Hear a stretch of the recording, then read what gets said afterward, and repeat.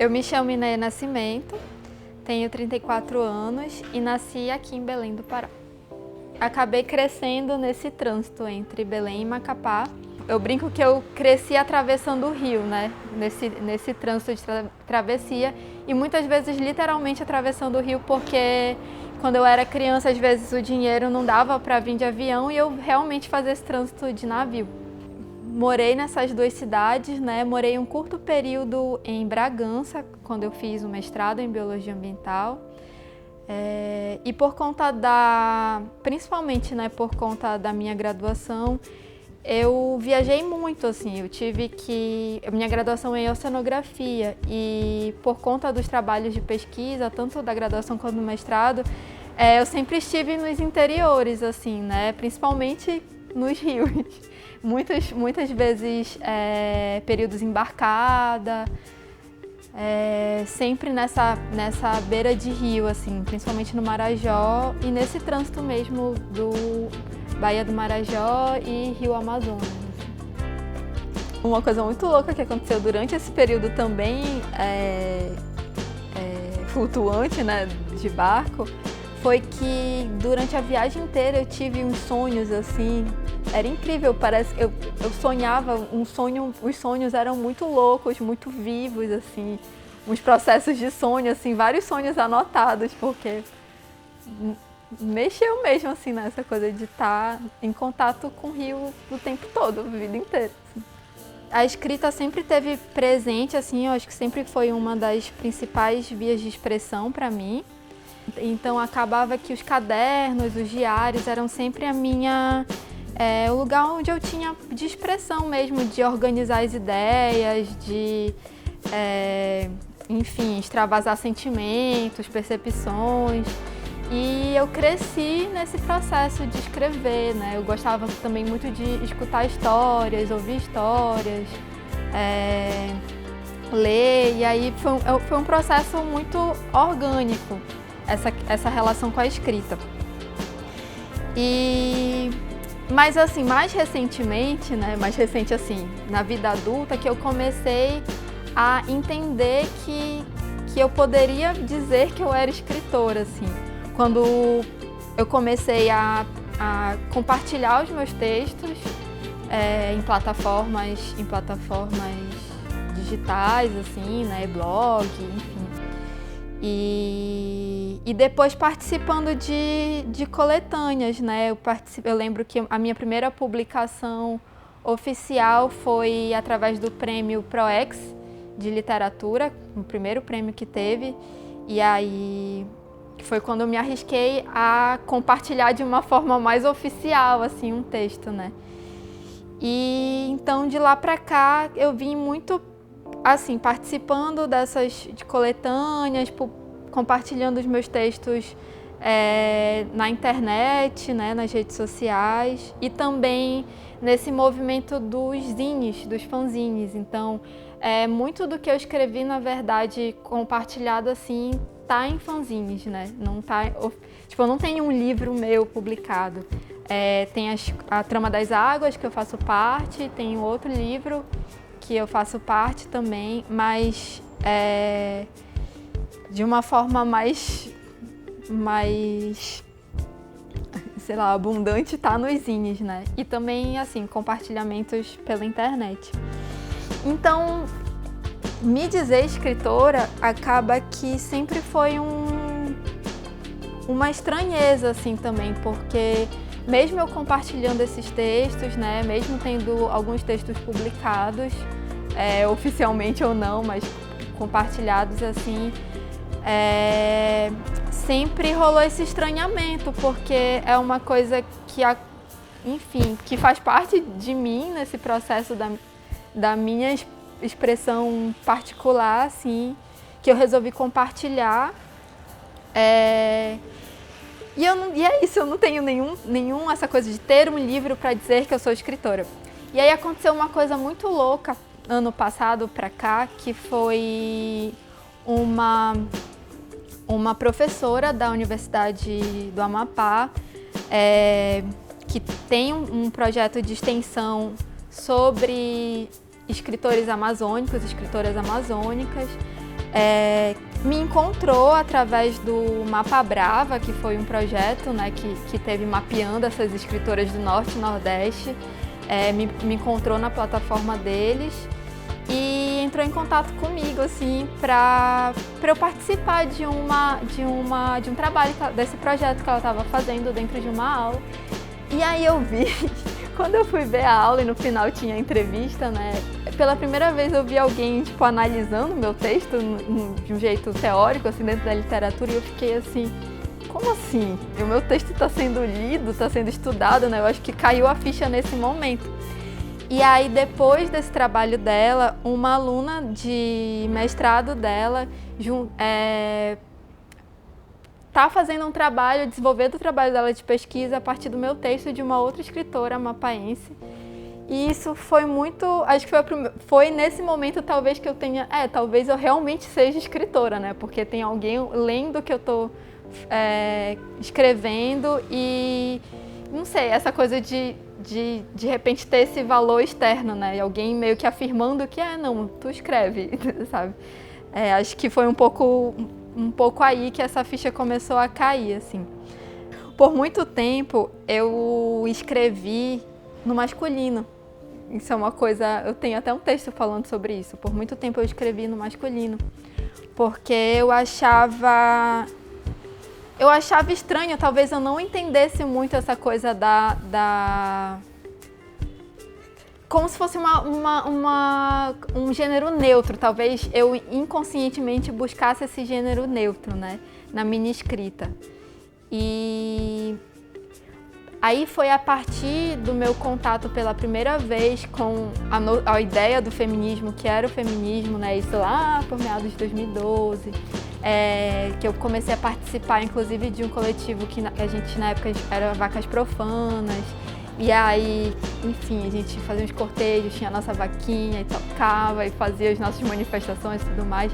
E a partir disso eu comecei a ter contato com o que era o feminismo e estudos e entender melhor isso e me reconhecer enquanto mulher, né? Tipo, o que era ser mulher nessa sociedade, na Amazônia, nesse rolê todo.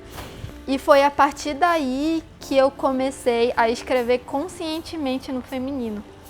Que eu comecei a escrever no feminino, né? Usando o gênero feminino, assim.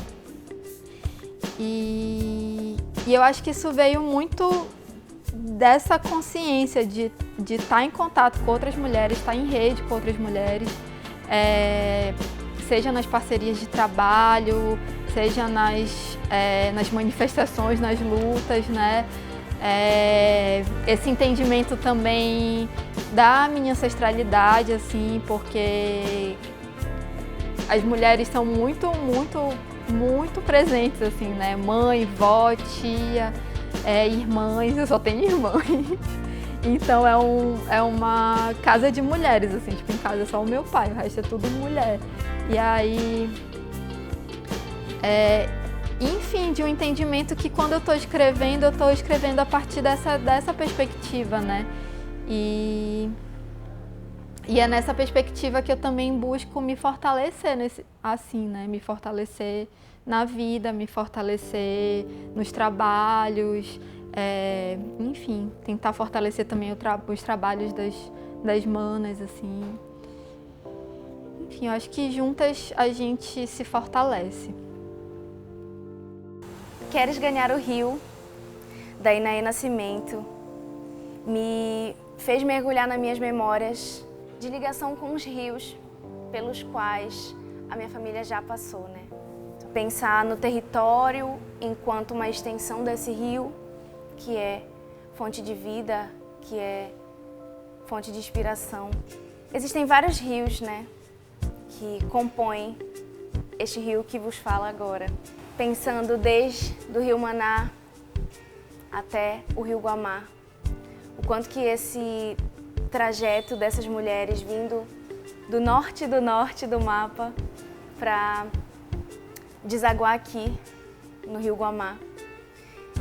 Então, o Inaê me levou para essas memórias, dessa indução, desse conto, né? Dela veio Dádiva do Rio. E veio também uma outra canção que ainda está guardada, que se chama Submersa. Então, trabalhando linguagens diferentes, mas sempre remetendo a essa sabedoria que vem, né, daquelas que me criaram e do próprio território, né, o quanto que a riqueza de beleza e de pertencimento que o território pode nos proporcionar faz com que tudo flua, né, faz com que essas artes possam se conversar, literatura, música, pela fluência que existe entre elas, né. Então esse borrar de fronteiras, e isso é a água que ensina, né. Então não existe barreiras pelas quais a água não possa passar. Então a Inaê veio desaguar na Azul Literal e que por sua vez desaguou em Dádiva do Rio.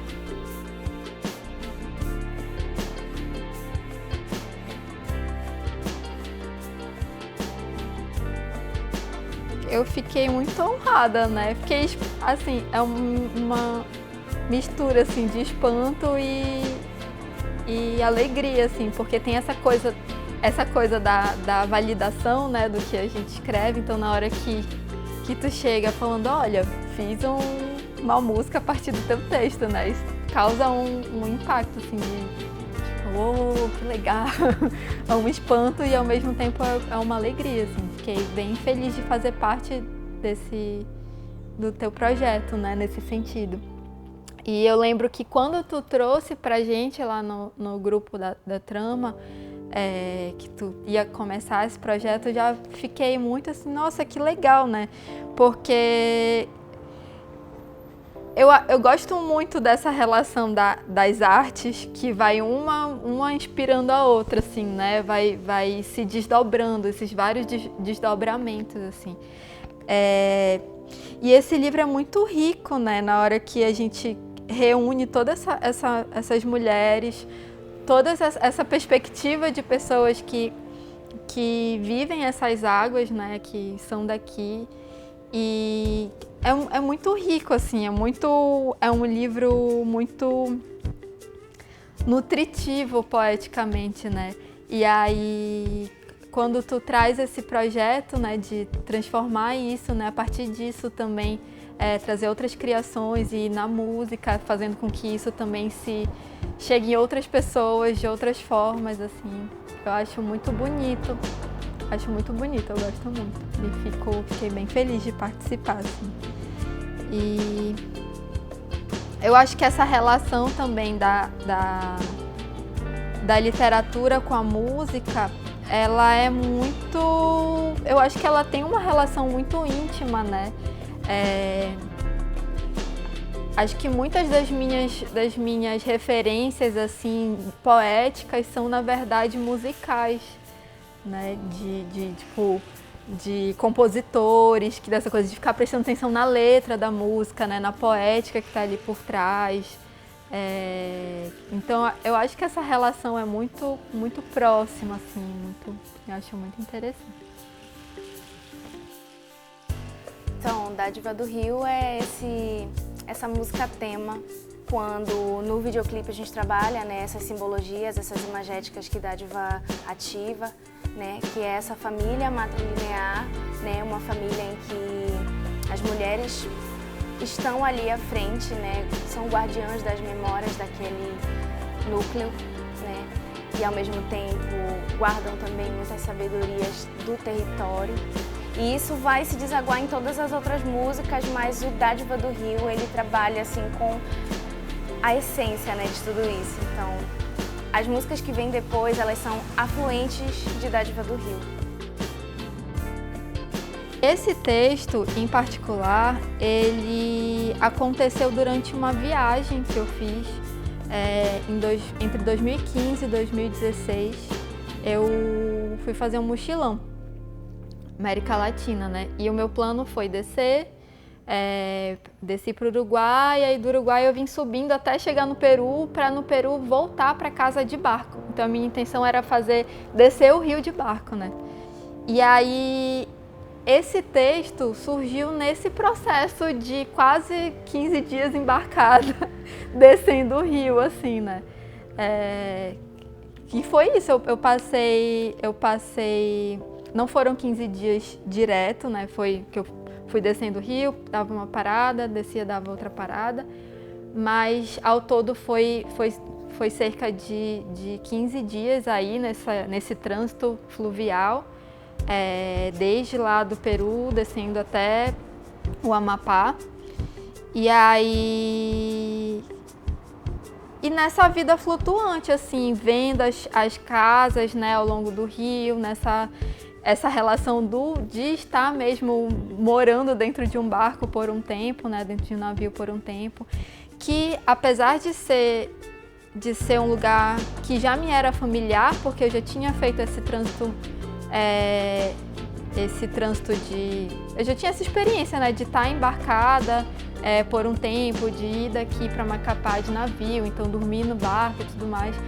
Mas foi pela primeira vez, foi um período muito longo, né? E depois de vir de estar um tempo longe de casa e com uma paisagem completamente diferente e voltar para a Amazônia, reencontrar esse rio e ir descendo, assim, foi realmente um processo de retorno para casa, assim, né? Em muitos sentidos, literalmente e internamente, assim, simbólico muito forte.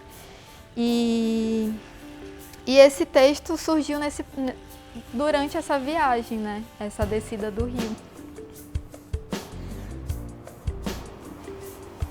Quem ganharia o rio? Era mais fácil que o rio engolisse todos. Nas cidades flutuantes, se pensarmos bem, era o que acontecia desde sempre. A ameaça da serpente gigante despertar era, sobretudo, a lembrança de que o rio determinava onde, quando. A memória é sempre inundada. Quem nasceu e cresceu vendo o sol nascer e morrer no rio, tem os olhos bentos, benzidos nas águas maternas. Olhos d'água desse útero corrente que pare peixes, criaturas e mirações. Nessas águas onde lavo meus cabelos, nesse rio onde lavo minhas memórias. Queres ganhar o rio? Te conto um segredo. Ele te engolirá.